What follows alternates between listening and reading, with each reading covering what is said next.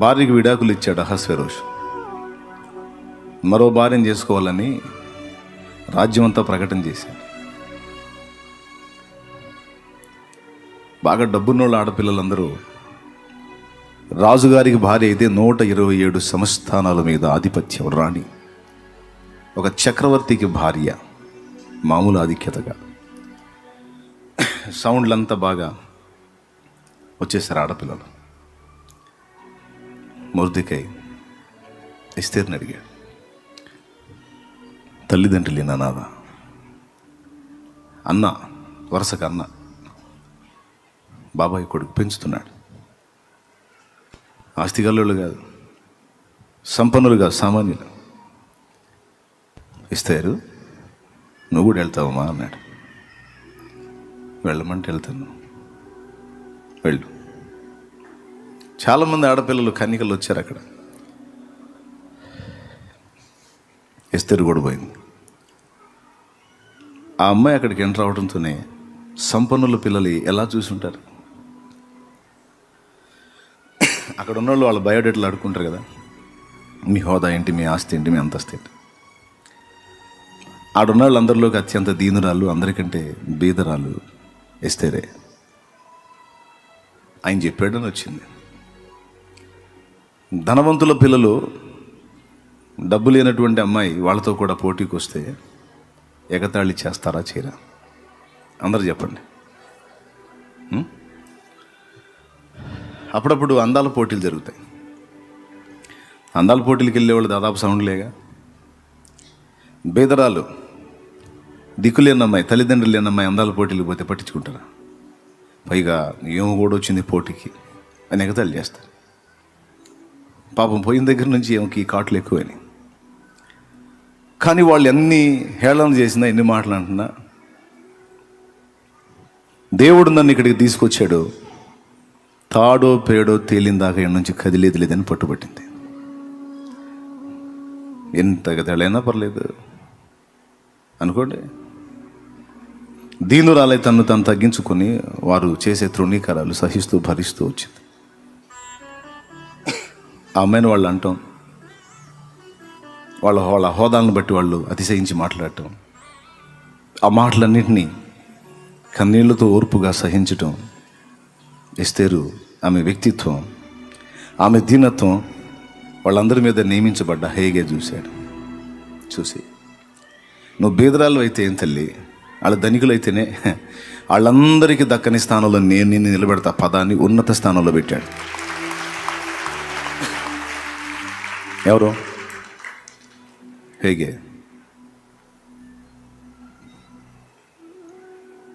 పోటీ రోజు రానే వచ్చింది. చాలా చక్కని వాళ్ళు, సౌందర్యవంతులైన కన్యకలు, సౌందర్యవంతులు అంటారు, చూడ చక్కని వారు. హేగే ఎస్తేరుకు తోడుగా ఉన్నాడు. ఆమె దీనత్వాన్ని బట్టి కనికరం కలిగింది, దయ కలిగింది. చివరికి ఏం జరిగిందో మీకు తెలుసు. రకరకాలుగా అలంకరించుకొని రాజు దగ్గరికి వెళ్ళారు మిగిలిన కన్యకలు. ఎస్తేరు వంతు వచ్చింది. ఈరోజు నీ వంతమ్మా. రాజుగాని నిన్ను ఒప్పుకున్నాడంటే నీకు బీదరాలు కాదు, నువ్వు దాదాపు 127 సంస్థానాలకు రాణివి, చక్రవర్తికి భార్యవి. దేవుడు నీకు ఆ అనుగ్రహం ఇవ్వాలని కోరుకుంటున్నానమ్మా. నాకు తెలిసి ఆడపిల్లలందరినీ చూస్తున్నాను, వాళ్ళందరిలోకి దీనురాలు నువ్వే. ఇక్కడికి వచ్చి మాటలు పడింది నువ్వే. కొంతమంది అంటారు, ఎక్కడుంది ఆ మాట, వాళ్ళందరూ ఆమెను అన్నారని. అంటే చూడండి, ఎవరి మీదైనా దయ ఎప్పుడు కలిగిద్ది మనకి? రోడ్డు మీద ఒకడు అన్యాయంగా శ్రమ పొందుతుంటే వాడిని చూసి దయ కలిగిద్ది. రోడ్డు మీద ఒకడు ఇతరుల చేత బాధింపబడుతుంటే వాని మీద మనకి దయ వస్తుంది. అవునా? ఖచ్చితంగా వాడిని మనం చేపట్టాలనుకుంటాం. వాళ్ళు అవమానం చేసిన వాడిని తీసుకెళ్ళి ఉన్నతంగా కూర్చోబెట్టాలని ఆశిస్తాం. ఆ పరిస్థితి ఎదురైంది కాబట్టే హేగేకి దయగలిగింది, వాళ్ళందరికంటే ఎక్కువ స్థాయిలో కూర్చోబెట్టాడు. దాన్ని బట్టి నాకు అర్థమైంది మాటలు పడిందని. కానీ ఎస్తేరులో ఉన్న పట్టుదల చూసారా? ఎన్ని మాటలైనా, ఎన్ని అవమానాలైనా పోరాటము సంపూర్తి అయ్యేంత వరకు, గెలుపు ఓటమి తర్వాత. ముందైతే యుద్ధరంగంలోకి అడుగుపెట్టిన కానీ తేలిందాక వెళ్ళింది. కొంతమంది విశ్వాసయాత్ర మొదలుపెట్టి ప్రతికూల పరిస్థితులు రాగానే చచ్చిపోతే బాగుండు, నా వల్ల ఏటట్లేదు, నా బ్రతికేంది ఇలాగ అయిపోయింది అని రకరకాల పరిస్థితులను ఆలోచించుకొని నీరు గారిపోతారు. ఎస్తేరు ఒక పాఠం నేర్పుతుంది. దేవుని వైపు చూచి ఒక అడుగు ముందుకేసావు, సావో బతుకో ఆయన తేల్చిన దాకా నువ్వు ఓపిక పట్టు అంటుంది ఆమె. గెలుపో ఓటమో, మేలో కీడో, విజయమో అపజయమో ఆయన తేలుస్తాడు. అవమానమో ఆనందమో, దుఃఖమో సంతోషమో తేలుస్తాడు. ఆయన తేల్చిందాక ఓపికతో ఎదురు చూడు, సహించు, వెన్ను చూపి పారిపోవాకు, పిరిగి పందలాగా సావులు బతుకులు అనవాకు, యుద్ధాన్ని విరమిస్తున్నాను అనవాకో, పోటీని విరమించుకుంటున్నాను, నేను వెనక్కి వెళ్ళిపోతున్నాను అనవాకు. ఆయన తేలుస్తాడు.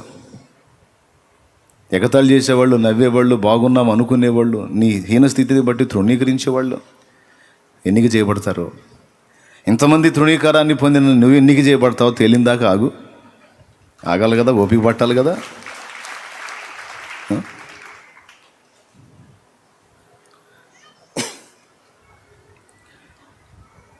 చెప్పేస్తారు నీకోసం ఏం చేయమంట, ఏ డ్రెస్ వేయమంటావు, నీ హెయిర్ జుట్టు ఎలా చేయమంటావు, ముఖానికి ఏ మేకప్ వేయమంటావు. ఆయనకి వెళ్ళి చూసి దీనంగా అడిగింది, మీరు నన్ను పరీక్షిస్తున్నారా అయ్యా? ఇంతవరకు రాజునే చూడలేదు, నేను రాజుకు భార్యని, కావాలని వచ్చాను. భార్య అనే దానికి ముందు ఉండాల్సింది భర్త యొక్క రుచులు అభిరుచులు తెలుసుకొని ఉండుట, భర్త యొక్క ఇష్టాలు చిత్తాలు ఎరిగి ఉండుట. Praise Lord. నా ఇష్టాన్ని నెరవేర్చుకోవడానికి కాదు కదా నేను ఆయనకి భార్య అవుతుంది, ఆయన ఇష్టాన్ని ఆయన చిత్తాన్ని నెరవేర్చడానికి కదా. కాబట్టి ఆయనకి ఏది ఇష్టమో, ఆయనకి ఏది సంతోషమో, ఆయన ఇష్టాలు నాకేం తెలుసు. చాలా సంవత్సరాల నుంచి ఆయనకు దగ్గరగా ఎరిగినవాడు నువ్వే గనక రాజుకి అయ్యి నచ్చుతాయో అయ్యే నాకు ధరించమంది. అప్పుడు హేగే ఎస్తేరుని చూసి, ఇంతమంది కన్యకలు వచ్చి పిచ్చి పిచ్చి కోరికలన్నీ కోరి నాకు ఈ జుట్టు ఎట్టయి, ఇన్ని ముళ్ళయి, ఇన్ని జళ్ళయి, ఇన్ని దారాలు గట్టు, ఇన్ని పేలికలు గట్టు అని అడిగారు. పిచ్చి పిచ్చి పాటలన్నీ పడ్డారు. నా పిచ్చి తల్లి ఎస్తేరు గ్రేట్ రాను, తెలివైన దానివి, ఈ జ్ఞానం నీ దేవుడే నీకు ఇచ్చాడమ్మా. నువ్వే రానివి, డౌట్ లేదు, నువ్వే రానివి. నీకు చెప్తా రాజుకి ఏమేమి ఇష్టమో నీకు చెప్తా అని రాజుకి ఇష్టమైన వాటిని అన్నిటిని ఆమెకు ధరింపజేసి ఆయన ముందుకు వెళ్ళినప్పుడు ఇలా ఉండి మొత్తం చెప్పి, సింపుల్. తమ సొంత జ్ఞానం మీద, తమ సొంత తెలివి మీద, ఆలోచన మీద వెళ్ళిన వాళ్ళేమో నెట్టివేయబడ్డారు. రాజును ఎరిగినటువంటి వాడిని ఆశ్రయించినటువంటి ఎస్తేరు రాజుకి ఇష్టమైన రీతిని సిద్ధపడింది. రాజు దగ్గరికి వెళ్తే నిర్ఘాంతపోయాడు రాజు. ఎందుకంటే రాజుకి ఏవేవైతే ఇష్టమో అవన్నీ ఎస్తేరు మీద కనపడుతున్నాయి. ఒక్కటి కూడా మిస్ అవ్వాలా, ఒక్కటి మిస్ అవ్వాలా.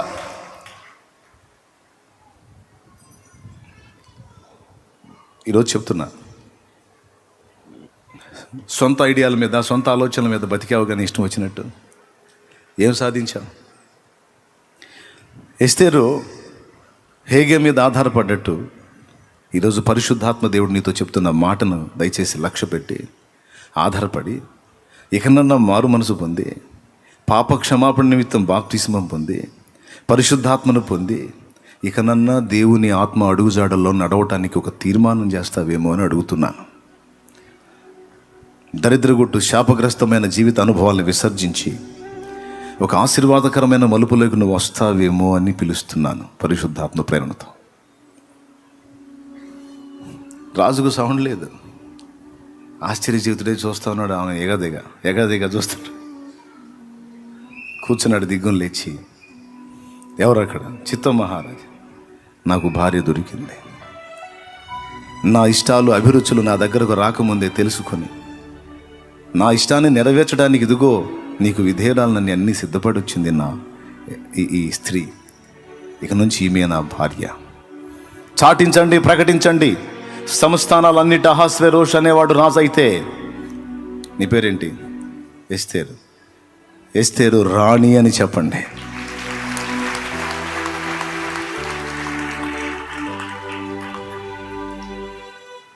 రాజు నెరిగిన వాని యొక్క ఆలోచనలను అనుసరించి నడవటానికి ఇష్టపడిన ఎస్తేరు దీనురాలు. అందరూ హేళన, ఎగతాళి. చివరికి ఎవరు హేళన పాలయ్యారు?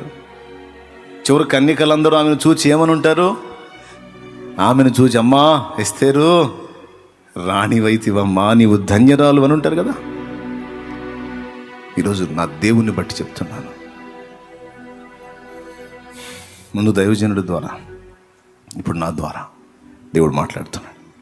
ఓ పోరాటంలో ఉన్నావు, నువ్వు పోరాడుతున్నావు, చేదైన అనుభవాల్లో ఉన్నావు, తెలుసు.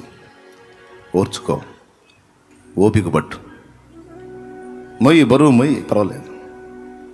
ఒకరోజు రాబోతుంది, అందరి ఎదుట నీ తలను ఆయన ఎత్తబోతున్నాడు.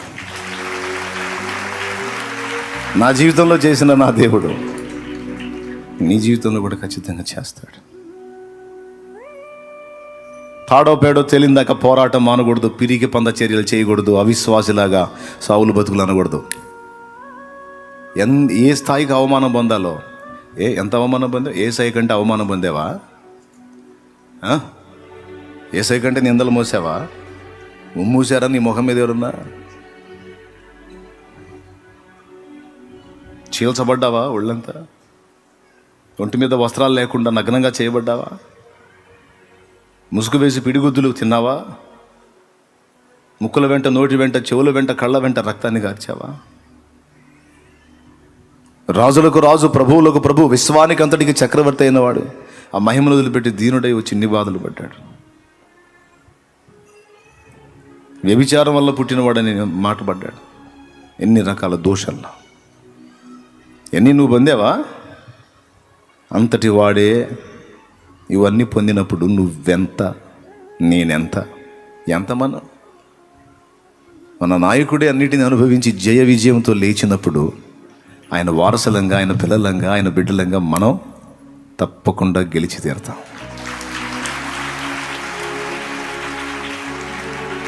ఎంతమంది నమ్ముతున్నారు? నిజమేనా? కృంగిపోవద్దు, ప్రక్కదారులు తొక్కొద్దు, విశ్వాసాన్ని విడవద్దు, నిరాశపడద్దు. తప్పకుండా దేవుడు నిన్ను ఆశీర్వదిస్తాడు, నీ కుటుంబాన్ని ఆశీర్వదిస్తాడు, నీ కన్నీరు తుడుస్తాడు.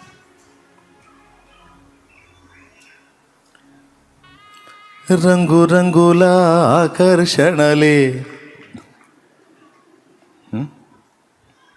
విత్తనాలయ్యేనా, రాకాసి మూకల స్నేహాలే నీకు ఉరులుగా మారేనా, ఆకలి తీర్చగా చల్లిన నూకలు కావే చెల్లెమ్మ, ఆశతో నీవు వెళ్ళి వాలితే ఉరులే చెరలమ్మ, గుండెలో గుచ్చి మంటలో కాల్చే మాయే ప్రేమమ్మ, యవ్వన కాలపు కామపు చేష్టలు ప్రేమను కోకమ్మా,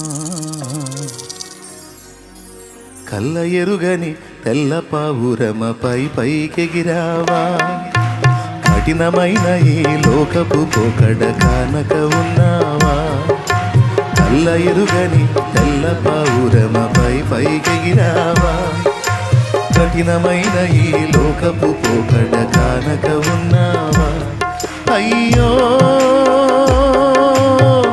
పావురమా, ఓ పావురమా.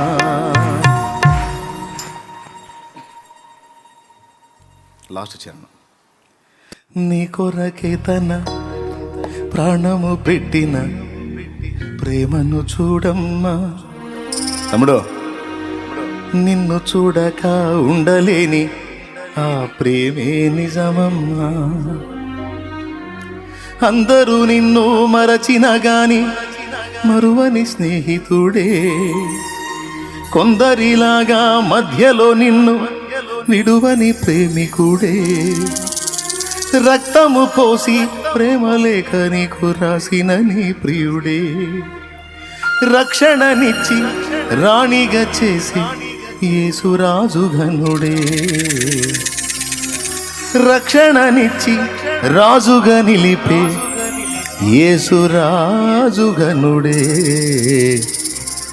యేసురాజు ఘనుడే, యేసురాజు ఘనుడే. కాబట్టి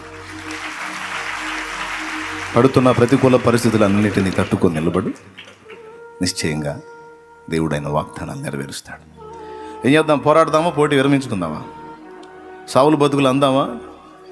ఆయన ప్రాణం తీసిందాక ఎన్నైనా పడతానని ఓర్చుకుందామా? మరి ఎస్తేరు తల ఎత్తినట్టు మన తల ఎత్తుతాడా దేవుడు? ఎత్తుతాడా? ఎత్తుతాడు. ఎప్పుడు మధ్యలో హేగే చెప్పినట్టు వింటే నీ జీవితాన్ని కూడా దేవుడు పైకి ఎత్తుతాడు.